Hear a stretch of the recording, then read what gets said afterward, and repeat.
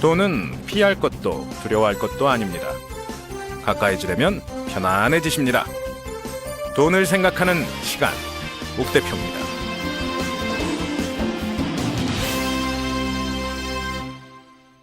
네, 여러분 안녕하십니까? 돈생시 옥 대표입니다. 오늘은 화성에서 온 세입자와 금성에서 온 집주인 간의 완전히 차원이 다른 생각과 표현의 방식에 대해 말씀 나눠보도록 하겠습니다. 사실 지금까지 집을 사보신 적이 없거나, 그러니까 부모님과 같이 사시는 분이라면 굳이 집에 대한 고민이 별로 없으실 거예요. 부동산을 사본 적도 없고 팔아본 적도 없고 아직까지 독립을 해본 적도 없으니까요. 근데 입장차라는 면에 있어서는 다양한 각도로 생각해 볼 수 있습니다. 예를 들면 중고거래, 자기 물건을 파는 거, 명품 중고를 사는 거, 이런 것들도 서로 다른 사람들끼리의 생각을 이해하고 조율하는 과정에서 가격이 결정된다는 점에서 부동산 거래와 비슷한 면이 있습니다. 오늘은 그래서 두 사고 파는 사람들의 생각의 차이에 대해서 말씀드려보도록 하겠습니다. 먼저 우리는 항상 아쉬운 사람 입장이 먼저니까 집을 사려는 사람 입장에서부터 볼게요. 집을 산다, 아니면 전세를 빌린다, 아니면 월세집을 찾는다, 오피스텔을 찾는다, 내가 살 곳을 찾는 사람이 가지게 되는 생각들입니다. 이게요, 똑같은 물건이라고 보면 마트에 가면 다 있습니다. 마트에 가서 쓰레기통을 사려고 한다. 근데 큰 쓰레기통, 작은 쓰레기통, 비싼 쓰레기통, 싼 쓰레기통, 이쁜 쓰레기통, 안 이쁜 쓰레기통, 색깔이 좋은 거, 냄새가 좋은 거, 골고루 다 있겠죠. 그렇게 있는데 내가 원하고자 하면 내 예산 범위 안에서 이걸 딱 찍으면 일반적으로 살 수 있어요. 심지어 2개도 살 수 있습니다. 근데 집은 어떨까요? 일단 내 마음에 드는 집을 보기가 힘들다가 첫 번째. 그리고 본 다음엔 그걸 사려고 해도 파는 사람이 내가 원하는 가격에 주지 않는다라는 거. 이게 2번째죠. 집도 정찰제 비슷하게 있습니다. 부동산 아저씨가 다 얘기해 주잖아요. 이건 얼마짜리 집이에요 라고 얘기합니다. 이게 가격표거든요. 그러면서 한마디씩 찌르죠. 내가 잘 얘기해 줄게. 좀 싸게 줄 테니까 어떻게 마음에 들어? 연락해봐 라고 하면서 이제 부동산 아줌마 아저씨들이 얘기를 이제 거래를 붙이려고 합니다. 자, 세입자들은 그럴 때마다 어떤 생각을 하냐면요, 조금이라도 트집을, 흠집을 찾으려고 합니다. 물을 내려보고, 가구 뒤쪽에 곰팡이가 슬었는지 보고, 깨진 곳은 있는지 없는지, 습기, 이슬이 맺힌 곳은 있는지 없는지, 도배 장판은 잘 돼 있는지, 이런 걸 보게 되죠. 그리고 그걸 깎아달라고 합니다. 그러면 깎아줄까요? 집주인 입장에서는 조금 다르죠. 고쳐서 쓸 수 있는 건 고쳐서 써야죠. 나는 들어올 사람한테 맞춰서 가격을 조절하는 게 아니라 나한테 가장 중요한 사람은 나와 비슷한 집을 가진 옆집 주인 아저씨의 생각입니다. 그 사람이 1억에 내놨으면 나도 1억에 내놓는 거죠. 내가 그 사람보다 잘났다 못났다가 중요한 게 아니라 내가 그 옆집 사람보다 가지고 있는 집이 조금 더 좋다. 예를 들어 향이 더 좋다거나 남향이라거나, 아니면 조금 더 살던 사람들이 깨끗하게 섰다거나, 아니면 내가 이 집을 개조하는데 베란다 확장이라든가, 아니면 옆집은 장판인데 우리 집은 마루바닥이라든가, 이런데 내 돈을 더 들였다면 옆집보다 다만 500만 원이라도 더 받겠다고 나오는 게 집주인 생각입니다.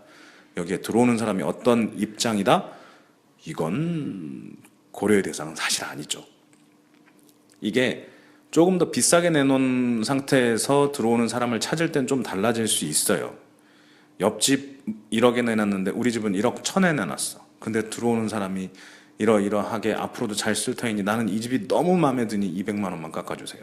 깎아줄 수 있습니다. 왜? 옆집보다 비싸니까. 들어오는 사람이 이뻐서는 아니에요. 거꾸로 들어오는 사람 입장에서는 어떻게든 깎고 싶어 하겠죠. 이 두 의견이 충돌하면서 만들어지는 게 가격입니다. 대부분 1대1의 거래에서는 가격이 이러한 류의 협상의 결과인데요. 가격을 결정할 때는 사려고 하는 사람들은 대부분 자기 입장, 자기의 요구에 의해서. 근데 팔려고 하는 사람은 나와 거래하는 상대방을 생각하는 게 아니라 나와 비슷한 물건을 가진 사람들을 생각을 하게 됩니다. 가격을 결정한다라는 게 일단은 첫 번째는 그 집을 짓는 데 들어간 돈이에요. 원가, 처음 최초 구매 가격. 이 가격에 조금 더 붙이느냐 덜 붙이느냐의 차이가 있는 거고요. 가격을 정하는 두 번째가 비슷한 가격, 옆집하고 비슷한 가격이라는 게 두 번째 요인이 됩니다. 그리고 나서 세 번째가 부가가치, 내가 더해준 가치가 있느냐 없느냐가 중요한 얘기가 되죠.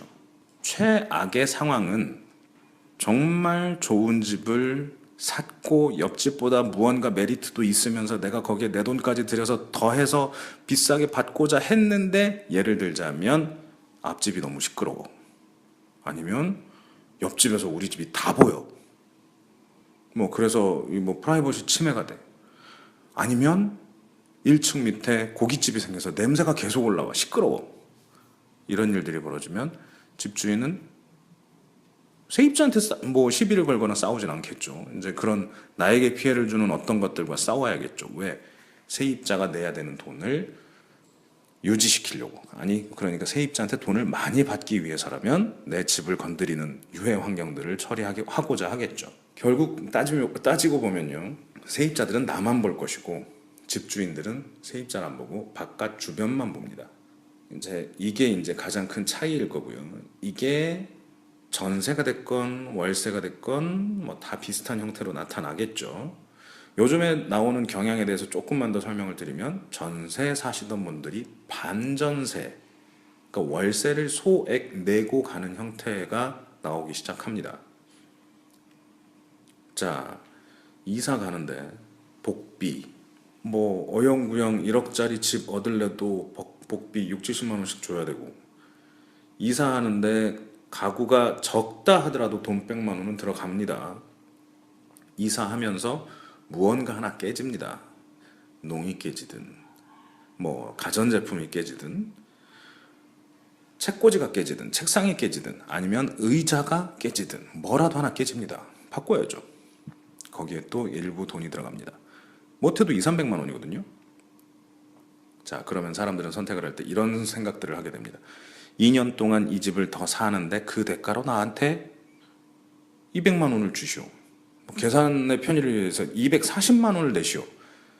갈등할 수밖에 없습니다. 야, 이건 알아본다고 고생하고 집 보러 다니고 복비 주고 이사하고 그러다 가구 깨지면 꽤나 들어갈 텐데, 이걸 240만 원만 내면 이사 안 가고 2년을 더 살 수 있고 나는 가구를 새로 안 사도 돼. 갈등되겠죠. 그래서 세입자가 오케이, 월 10만 원을 추가로 내고 나는 이 집에 살겠습니다가 현재 월세의 상황입니다. 집주인 입장에서는 그 240만 원이라는 돈은 어떤 의미를 가질까요? 은행에다 이자, 그 돈을 맡기고 이자를 받았을 때 얘기겠죠. 5천만 원쯤 맡기면 이자가 120만 원이 나올까요? 안 나옵니다. 다시 볼게요. 5천만 원을 내도 지금 이자 2% 주는 데가 없어요. 100만 원도 안 준다는 얘기죠. 그런데 여기는 120만 원이나 준대요. 땡큐죠. 심지어 이것도 이자 소득세니 뭐니 감안하고 이래저래 복잡하게 따져보면요, 거의 1억을 내가 받아서 통장에 넣고 이자를 받았을 때 나오는 금액이 월 돈 10만 원 정도밖에 안 됩니다. 그러면 전세 1억 올려주세요, 이거는 강도죠. 1억 전세에 살고 있던 사람한테 1억 올리라 그러면 말도 안 되죠. 2천만 원 올려주세요. 그래서 올렸어요. 그 2천만 원이 나한테 어떤 의미가 있나요? 없습니다. 월 3, 4만 원 이자 더 받으려고 그 2천만 원을 올려달라고 하는 거예요, 집주인이. 그럼 사는 사람 짜증나죠. 갑자기 하늘에서 2천만 원 떨어지는 것도 아니고 힘들죠. 그럼 집주인을 욕합니다. 갑자기 2천만 원이나 3천만 원이나 올려달라 그래. 근데 집주인 입장에서는 또 거꾸로 생각하면, 아니 1억을 전세를 주고 받아왔는데 처음에 그 1억은 이자를 받기 위한 돈이 아니거든요. 그 집을 구매하거나 지으면서 들인 돈을, 빌렸던 돈을 갚기 위한 돈입니다.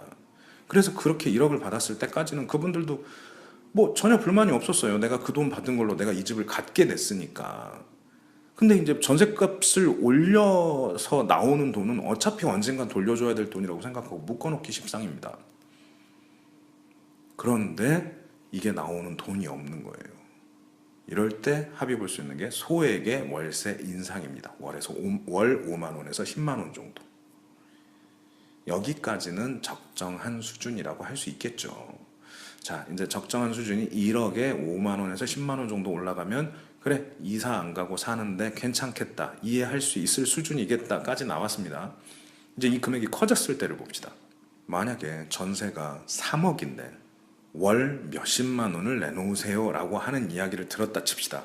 자, 3억이라는 돈이 일단 쉽지 않아요. 부모님 없이 3억이 생긴다는 건 뭐 하늘의 별 따기입니다. 아니 1년에 1,000만 원씩 저금을 해도 30년을 모아야 되는 게 3억입니다. 일단 3억짜리 전세 정말 쉽지 않고요.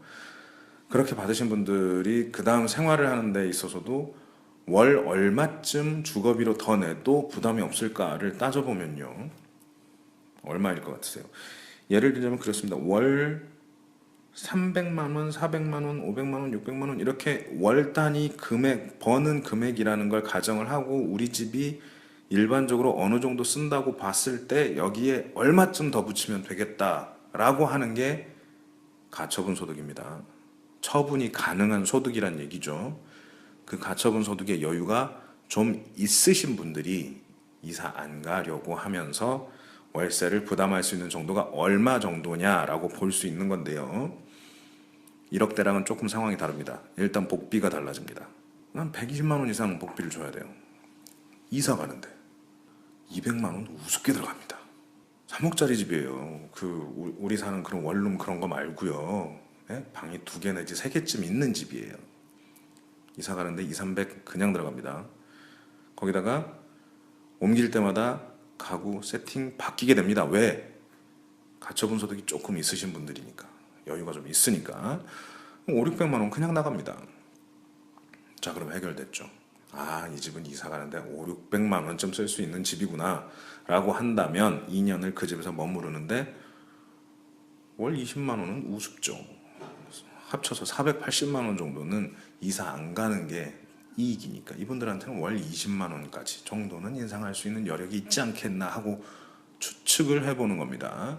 세입자가 반전세를 살 때 줄 수 있는 월세 인상의 한도는 제가 생각하기에는 1억 정도, 1억에서 1억 5천 정도의 집이라면 월 10만 원 이내, 뭐 약 3억 정도의 집이라면 월 20만 원 이내의 월세 인상은 감수하고라도 살아볼 만합니다. 왜? 이사 가는 것보단 나으니까, 머리 안 써도 되니까, 그리고 내가 살던 익숙한 곳이니까 이게 더 나을 수 있다는 겁니다. 물론 줄여서 살아야 하는 때라면 제가 하는 말 다 거짓말입니다. 줄여서 살아야 되는, 그러니까 가처분 소득이 없고 소득은 줄어들고 소비는 많아지는 상태다라고 한다면 집 줄이셔야죠. 어떻게든. 자, 이건 사족이었고요. 일단 집 세입자 여러분들이 생각하셔야 되는 포인트에 대해서 잠깐 짚어서 말씀드렸고요. 집주인 입장, 아까 다시 말씀드렸지만 옆 사람들 눈치를 많이 보게 됩니다. 자, 여기서 하나만 더 볼게요. 처음에 집을 지었어요. 예를 들어서 실제 사례입니다. 3, 4억을 들여서 단독주택을 지었습니다. 반지하가 있고 1층이 있고 2층이 있는 집을 지었어요. 우리 집 1층 살고 2층은 빌려주고 반지하도 빌려줬습니다. 빌려주면서 밑에 집 4, 5천만 원 받고 빌려줬단 말이죠. 근데 이게 동네가 개발이 됐어요. 무언가 일이 잘 퍼지는 거예요. 억대가 넘어가기 시작합니다. 반지하를 빌리는 데만 억대가 넘어가기 시작합니다. 그럼 집주인 입장에서는 앉은 자리에서 그 돈 다 벌었다는 거죠. 반지하와 2층을 빌려주고 전세로 억대로 받으면서 내가 들였던 돈을 다 이미 벌었습니다. 그런 상황에서 다음 주자가, 지금 현재 들어와 있는 세입자 말고 그 다음 주자가 50% 인상을 얘기합니다. 지금까지 사시던 거는 그냥 뭐 할머니 한 분이 저 아들이 보내주는 용돈 가지고 사시는 분이 반지하에 살고 계셨는데, 아유, 젊은 부부가 오더니 이거 자기들이 카페 만들겠다고 1억 5천 준대네. 어떡하실 거예요? 할머니한테 물어보니까 아, 형, 우리는 그런 혈평은 안 되고 뭐 그런다면 아들네 다시 들어가서 살아야지. 그러니까 뭐 가실 때는 있으신 분이라고 쳐요. 그럼 어떡하실래요? 1억 5천 받아야죠. 받아야 됩니다. 자, 그렇게 조금 있었더니 2년이 다 지나고 나니까 이 젊은 부부들이 장사를 잘 했나 봐요. 사람들이 왔다 갔다 해. 나쁘지 않아요. 이번엔 어떤 분이 식당을 하시겠다고 2억을 부릅니다. 괜찮잖아요. 근데 그러면서 조건을 하나 더 붙입니다. 차라리 저희가 3억 드릴 테니까 이사 가시고 1층까지 저희가 쓰면 안 되겠냐고. 아유, 그건 안 된다고. 그럼 4억 준다고. 혹하죠. 갑니다. 이사 안 가겠습니까? 가야죠. 그렇게 또 시간이 지나고 나면 누군가가 그 다음번엔 집 전체를 요구하기도 합니다. 제가 이 집을 돈을 벌려고 시작을 했던 것도 아니고, 저는 그냥 조그만 집 하나 사가지고 1층에서 살면서 세입자 위아래로 드리고 그 돈 가지고 겨우겨우 건축비 충당해서 어찌어찌 살았는데, 이제 알아서 누군가가 다 해주고 나 이사도 보내주고 이 집값은 계속 올라가고 있습니다. 제가 뭐 잘못했습니까? 이게요, 젠트리피케이션이라는 게 됩니다. 그 동네 나만 그런 게 아니거든. 다 그랬거든요. 확 넘어가는 그 순간이 있어요. 일단 이렇게 뭐 조금씩 발전해서 단독주택이 조그만 뭐 좀 더 큰 상업용 건물이 되고 좀 더 큰 건축물이 들어오고 이렇게 가다가 한 큐에 넘어갈 때가 일명 저 안테나샵 내지는 무슨 브랜드샵이 들어왔을 때입니다. 갑자기 유니클로가 들어온다 그러고, 갑자기 뭐 후아유가 들어온다 그러고, 뭐 나이키 골프 매장이 생긴다 그러고, 아니 식당 중에서도 우리가 뭐 이름 대면 다 알만한 식당들이 들어오겠다고 하면서 올라갑니다. 집주인 입장에서는 아니 그냥 가만히 있었을 뿐이에요. 내가 무슨 죄를 진 것도 아니고. 근데 어느 시점이 되고 나니까 사람들이 다 뭐라 그래요. 수군대요. 다 나 때문에 그랬대요. 영세하게 장사하시던 그 사람들 다 쫓아내고 자기 이익만을 차려서 이렇게 만들어가지고 동네 이상하게 만들었대요. 내가 그 동네도 오래 살았는데. 잘못된 상업주의가 오히려 순수한 마음으로 집을 지었던 사람들을 더 힘들게 할 수도 있습니다. 집 주인이 그랬다라는 게 아니라 그 주변 환경이 그렇게 만들어졌다는 이야기입니다. 지키려고 애를 써야 된다라고 옆에서 누군가 말을 해줬다면 그렇게 집을 쉽게 가격을 올리거나 부수고 다시 지으려고 하지 않았을 수도 있습니다. 수군거리지 말고요. 공식적으로 대응을 했다면 이런 일도 없었을 수도 있습니다. 부추기는 사람이 없었다면 이런 일도 벌어지지 않았을 겁니다. 이거 다 뭐 계속 말씀드리지만 부동산 거래는 나와 너의 싸움이고 협상력의 관계입니다. 근데 거기 한 명씩 끼죠. 브로커가 낍니다. 아유, 집주인 양반 여기서 고생 많이 하고 살았어. 10년 넘게 살았으면 됐지. 이제 다 갚아. 뭐 2배, 3배 쳐준다는데 이 돈이면 시내 나가서 뭐 30평대, 40평대 아파트 살 수 있다는데 그냥 그렇게 가서 살면 내가 관리해주고 이렇게 해가지고 커가는 동네가 되기도 합니다. 부동산으로 말씀을 시작했지만 제가 이 얘기를 드리는 가장 큰 이유는요. 어찌 보면 거래관계라는 게 이미 만들어져 있는 물건, 공산품, 그러니까 가격이 정해져 있는 마트 가서 살 수 있는 것들을 사고 팔 때는 합리적으로 생각하면 됩니다. 내 입장에서만. 상대방을 생각할 필요는 없어요. 잘 모르니까. 안 보이잖아요. 누가 이걸 어떻게 만들었는지 모른단 말이죠. 브랜드를 생각은 하긴 하겠지만 지금 당장은 이게 나에게 필요한가 필요하지 않은가, 이 가격이 적당한가 적당하지 않는가만을 따져보게 됩니다. 하지만 1대1 거래가 들어가는 물건들은 조금 달라집니다.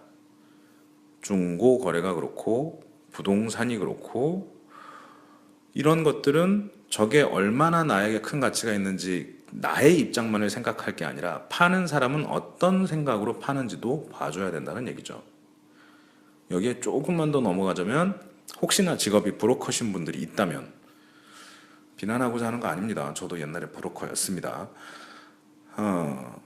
브로커도 마찬가지입니다. 양쪽의 입장을 한 번만 더 생각을 해주면 피해를 주면서 누구 한쪽만 이득을 보는 브로커리지를 하지 않을 수 있습니다. 보험에 대한 이미지가 어떠실지 모르겠는데요. 보험 판매 사원, 뭐 파이낸셜 컨설턴트라고 해서 FC라고 부르기도 하고요.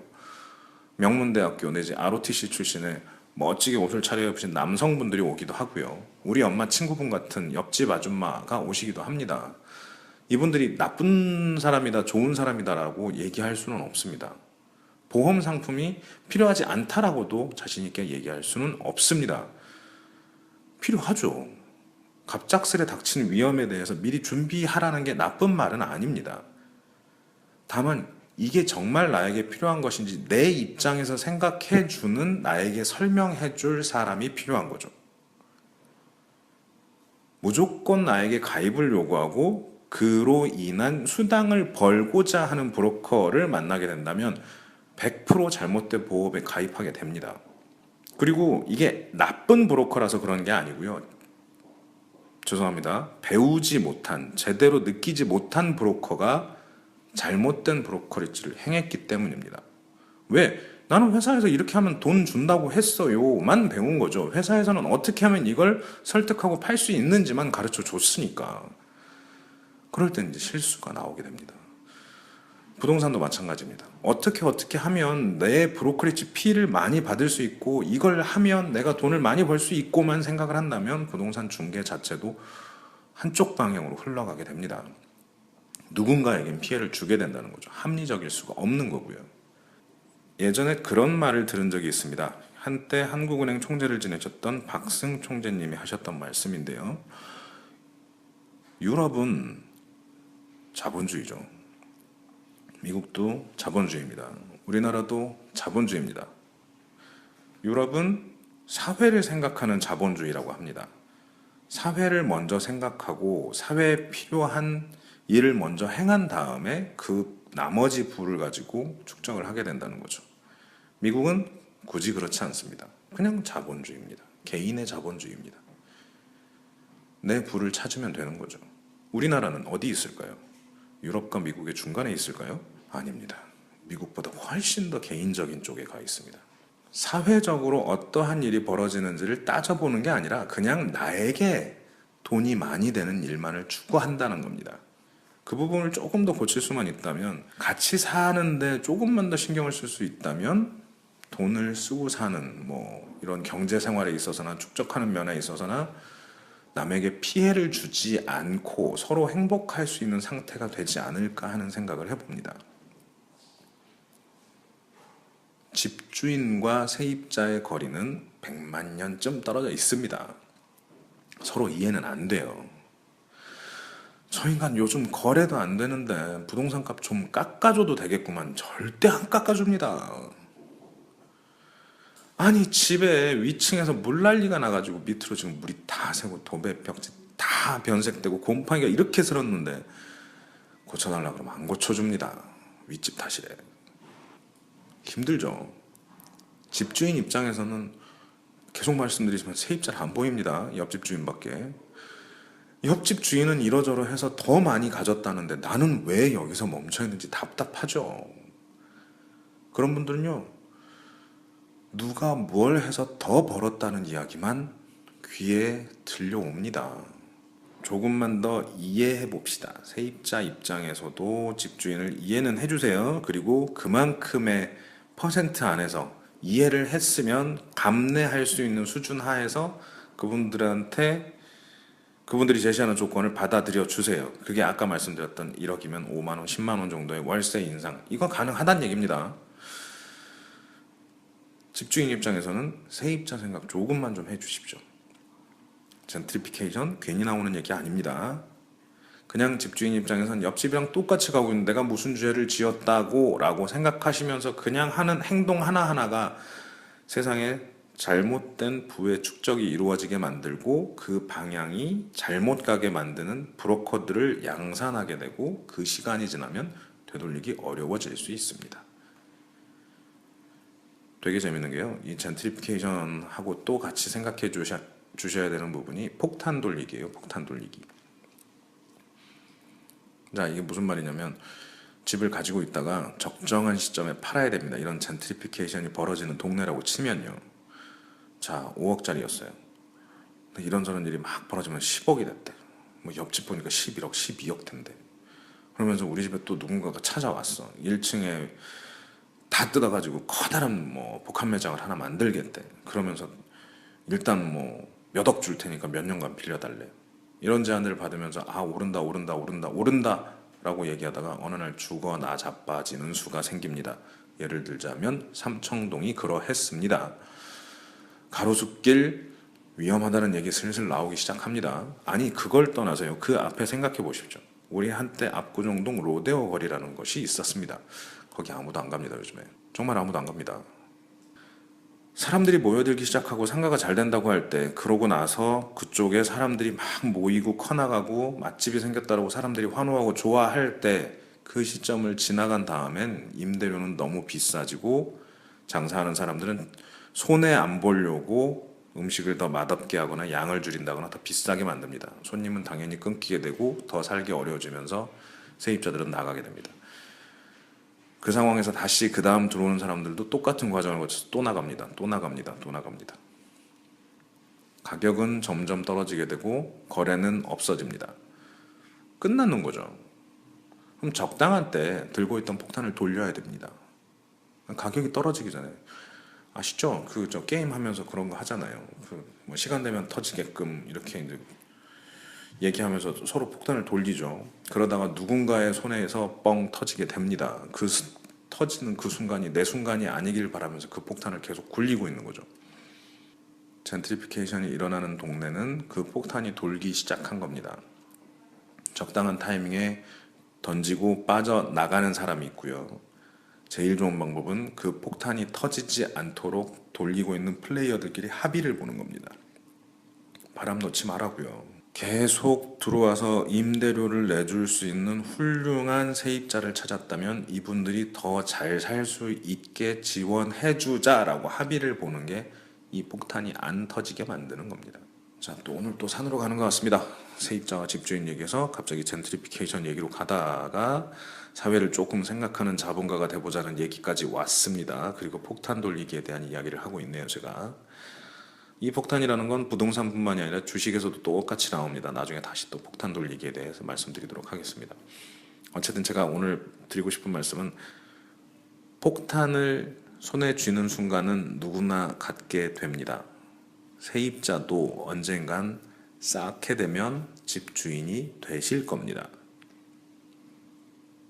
정말 됩니다. 지금 같은 세상에 어떻게 되냐고 한탄만 하지 마시고요. 시간이 지나면 될 수밖에 없습니다. 어르신들 가시고 그 분은 어딘가에 이전이 돼야 되고 가격은 조정이 됩니다. 그러다 보면 우리에게도 기회는 옵니다. 한 번쯤 그 폭탄을 손에 쥐어보게 되는 거죠. 그 폭탄을 가지고 계실 때 제가 드린 말씀 한 번만 생각해 주시기 바랍니다. 터트리지 않고 다른 사람한테 전달할 수 있는 게 더 아름다울 수 있습니다.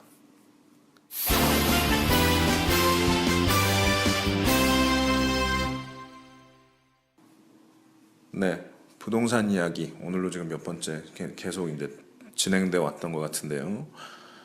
오늘 여기까지 하시고 다음번에는 조금 다른 이야기로 가보도록 하겠습니다. 자, 저희가 이제 돈을 생각할 때 기본적으로 어떤 것들을 봐야 되는가를 따져보면서 빅쇼트 영화 보면서 주식 이야기 좀 했었고 부동산 이야기 좀 해왔습니다. 이제 요 다음번에는 소비에 대한 이야기를 해볼 거예요.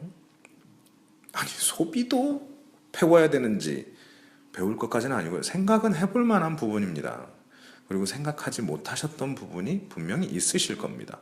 다음번에는 그 이야기 한번 해보도록 하겠습니다.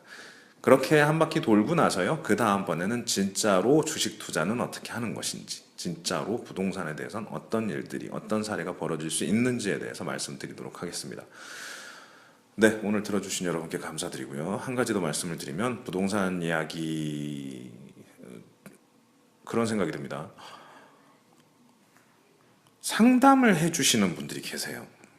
주식도 그렇고 부동산도 그렇고 상담을 해주시는 분들, 저도 상담해드립니다.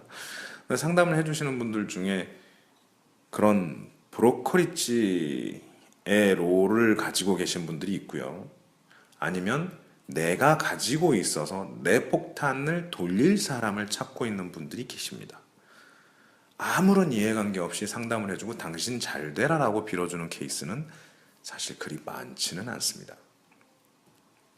그리고 상담을 해준다는 게 선견지명을 가지고 예지력을 가지고 앞으로 어떻게 될 거니까 이렇게 하십시오 라고 하시는 분들은 100% 사기죠. 뭐 딱 맞춰서 이런 건 없습니다. 뭐 유사한 경험을 해봤기 때문에 먼저 말씀을 드릴 수 있는 몇 가지 이러한 포인트가 있다 정도의 상담이 맞을 것 같습니다. 자, 그렇지 않은 부분들은 어떤 게 있냐면요. 주식이라면 한 뭐 몇 개 종목을 쭉 말씀을 드립니다. 부동산이라면 어디는 이래서 좋고 어디는 이래서 좋고 어디는 이래서 좋다라고 말씀을 합니다. 이분들은 딱 이야기를 그렇게 해요. 안 좋은 것 되게 많은데 100개 중에 99개는 안 좋은데 내가 말하는 이 한 개는 괜찮으니까 이거 해봐라. 지금 같은 뭐 전체가 올라가는 장이 아니고 지금같이 잘 안 풀리는 경제 상황 하에서 요건 좋다. 요 집 괜찮다. 어느 동네에 어느 거 이거 딱 뭐 이 정도 나오니까 요건 사라 라고 얘기하시는 분들 있습니다. 이런 분들이 진리를 얘기하고 항상 맞느냐가 아니고요. 좋으니까 추천은 하시는 거예요. 근데 정말로 뜰지 정말로 이걸 산 사람들이 많은 돈을 벌지는 잘은 모르는데 일단 추천을 하고 봅니다. 그러고 시간이 지나잖아요. 계속해서 이제 추천을 하면서 이렇게 조사를 해보면 그런 주식들을 실제로 사서 부자가 된 사람들이 나타납니다. 그쪽에 집을 사서 나중에 집값이 올랐다라고 저 잘 됐어요라고 편지를 써주시고 사무실로 음식을 보내주시고 꽃을 보내주시고 하시는 분들이 계십니다. 그러면 이게 그분들한테는 증거가 됩니다.